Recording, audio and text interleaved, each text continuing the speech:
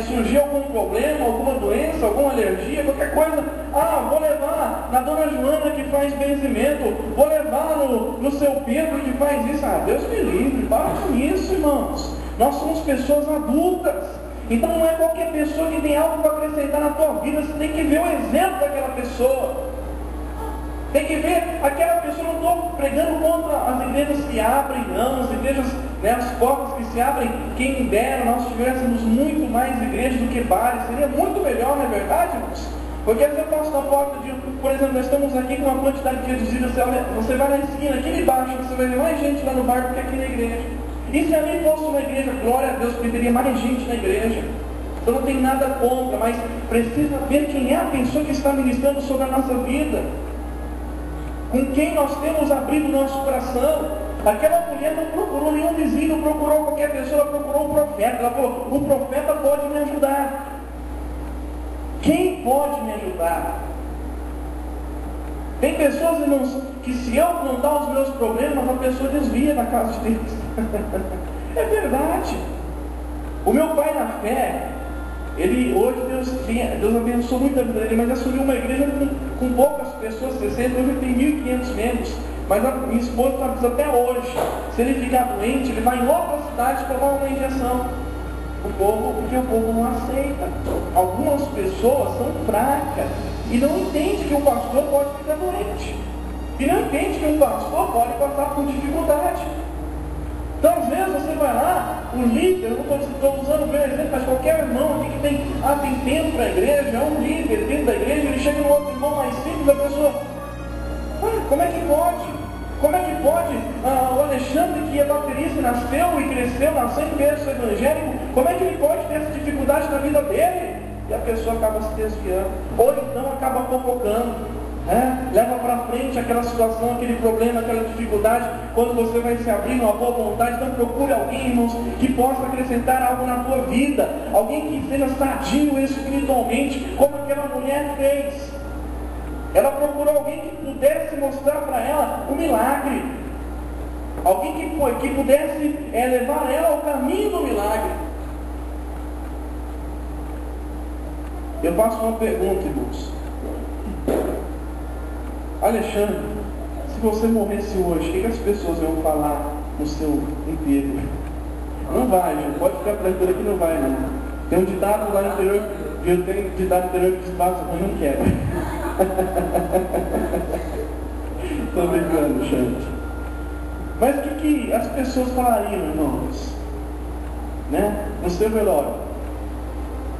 O velório, em alguns lugares, e eu tenho o costume de fazer isso também quando eu faço ofício fúnebre, que chama, o pastor está ali orando com a família, de dar a oportunidade para que as pessoas que estão ali falem alguma coisa.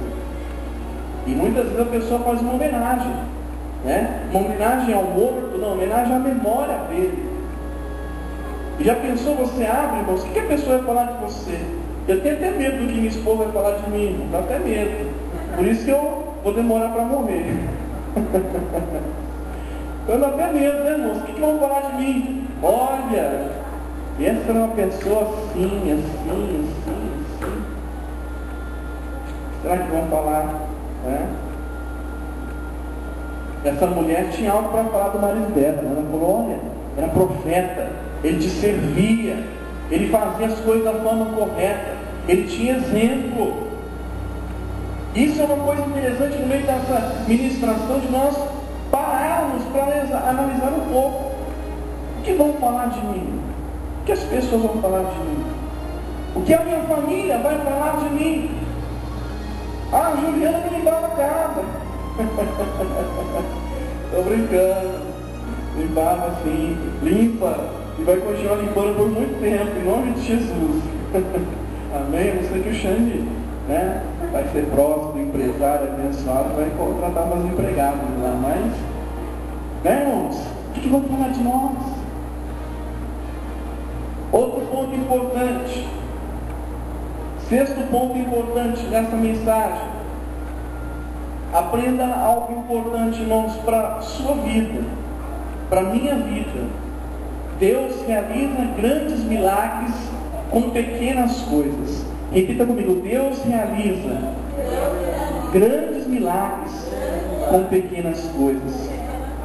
O que o profeta falou? Ela falou: estou cheio de problema, o meu marido morreu, há uma dívida, o meu cobrador, ele vai lá buscar os meus filhos para serem escravos porque não tem como pagar essa dívida. E o que eu faço? Qual foi a pergunta que o profeta fez para ela, irmãos? Ele não falou: vamos fazer um financiamento, é isso que o profeta Eliseu falou? Vamos lá no Banco Bradesco, vamos no Banco do Brasil, fazer um empréstimo. Não, ele falou: o que tu tens em casa? O que você pode oferecer? O que você pode contribuir? O que você pode fazer? Porque muitas vezes, irmãos, nós achamos que o problema está fora, mas às vezes o problema está dentro. Muitas vezes nós achamos que a solução nós vamos encontrar lá fora, mas muitas vezes a solução nós encontramos dentro. Eliseu falou: o que você tem na tua casa? Declara-me o que tens em casa. Então, irmãos, muitas vezes a solução está dentro de nós mesmos, dentro da nossa casa, com pequenas atitudes, com pequenos exemplos, com pequenas ações.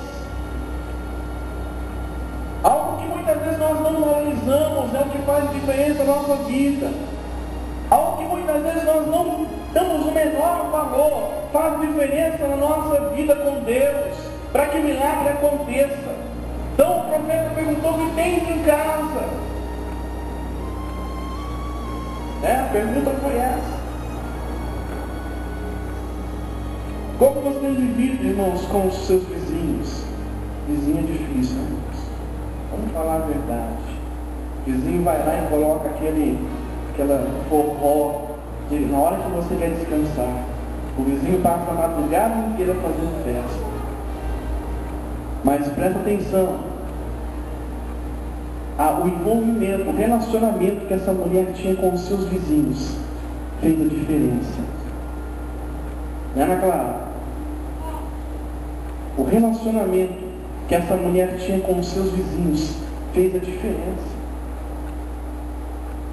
Fez diferença na vida dela. Eu tenho um vizinho aqui, irmãos, que a pastora já estava ouvindo, da rua, quase uma quadra de casa. E eu estava vendo aquilo, eu falei: poxa, falta de sabedoria dele. É evangélico, é crente, cristão. E ele põe a caixa de som lá na sacada da casa dele, liga o som chega na minha casa com uma altura tão boa. Imagina quem está do lado dele. Ontem, feriadão, estava ouvindo Voz da Verdade a tarde inteira, né?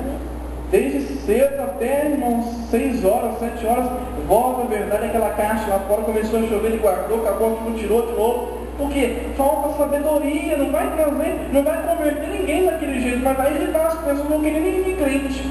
Às vezes eu lá evangelizar o vizinho, não quero nem saber, porque o meu aqui é insuportável. Então nós devemos ter sabedoria, irmãos, para nos relacionar com as pessoas que estão ao nosso redor. E quando eu falo vizinho, não é só vizinho das nossas casas, mas do nosso trabalho, na nossa própria casa, o nosso relacionamento com os irmãos da igreja. Às vezes, irmãos, você ter paciência, né? Eu gosto muito de brincar com os irmãos. Então, às vezes, esses dias o irmão chegou aqui, não estava legal, eu não percebi que ele estava legal. Eu fui brincar com ele. Ele não foi mal educado, mas não tinha vindo pessoas da família. Eu falei: irmão, cadê a pessoa? Não veio. Aí eu brinquei: está fazendo a obra. Mas não estava cobrando de forma alguma, está brincando. Aí ele vai cuidar da minha família, não é obra. Eu falei: meu Deus, contornar toda aquela situação, irmão, não estou lhe cobrando nada. Estou só perguntando da pessoa, né? Então, irmãos, nós temos que ter esse jogo de cintura. Às vezes a pessoa não está legal, né? A pessoa não chegou naquele momento bom, e muitas vezes a pessoa te dá uma coisa, né? Assim acontece. E o que acontece? Eu devolvo com coisa. Me deu coisa, eu vou devolver com coisa também, não. Você está bem? Então tenha paciência, deixa a pessoa relaxar, deixa a pessoa descansar. Depois você bate um papo, depois conversa, né? Às vezes é importante, irmãos. Eu demorei para aprender isso, mas eu aprendi. Antigamente eu confrontava. Não, agora Não chegou legal, vou brincar com o Xande, vou conversar com o Xande, se o Xande tá legal. O Xande de vez em quando eu falo com ele, né? E eu percebo, mas tem algum Alexandre, eu sei quando ele não chega legal na igreja. Tem alguns irmãos que eu sei quando eles não estão, né, passando. E não é que chega legal, não, às vezes o dia foi difícil. O caso do irmão Alexandre trabalha com o povo, o dia inteiro trabalhando com o povo. É difícil, irmãos, eu sei como é isso, né? É cada situação que passa, é cada aprovação que nós temos, que não é fácil. Então, às vezes a pessoa passou um dia terrível, ela chega na igreja, ela vem naquela batalha com o inimigo para poder chegar à casa do Senhor, e de repente você chega e conversa, a pessoa não está legal, não te responde da forma, deixa descansar, deixa Deus trabalhar na vida dela, ela precisa ter um momento a sós com Deus. Amém. Então nós precisamos ter esse jogo de cintura para nos relacionarmos até mesmo com os irmãos dentro da igreja, não é verdade? Temos essa paciência, esse cuidado, esse tato para não magoar, mas para termos a paz. Se essa mulher não tivesse amigos na sua vizinhança, irmãos, o milagre dela ia ser um milagre mirrado, ia ser um milagre pequeno. Por exemplo, o que fez diferença na vida de Jó? Jó, irmãos, o milagre aconteceu na vida dele quando ele orou pelos seus amigos. Quando ele orou pelos seus amigos, o milagre aconteceu. É importante, irmãos, nós termos esse relacionamento, porque foi isso que fez diferença na vida da mulher. A maneira com que ela se relacionava com os seus vizinhos. Fala para o irmão do outro lado, como é que você tem se relacionado? Irmão, faço uma pergunta para você, qual é o tamanho da tua fé? Qual o tamanho da tua fé? Ontem eu estava vendo um grão de mostarda, mas é pequenininho.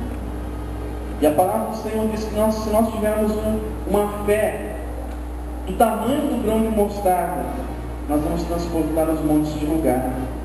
Não é verdade? Eu estava vendo um grão de mostarda, uma pequenininha assim, ó, mirradinha, uma coisa pequena. E Deus fala, não precisa de muito, né? Jesus falou, não precisa de muito. Sabe por que, irmãos, estou fazendo essa pergunta? Qual o tamanho da tua fé? Porque a nossa fé, ela é proporcional ao nosso milagre.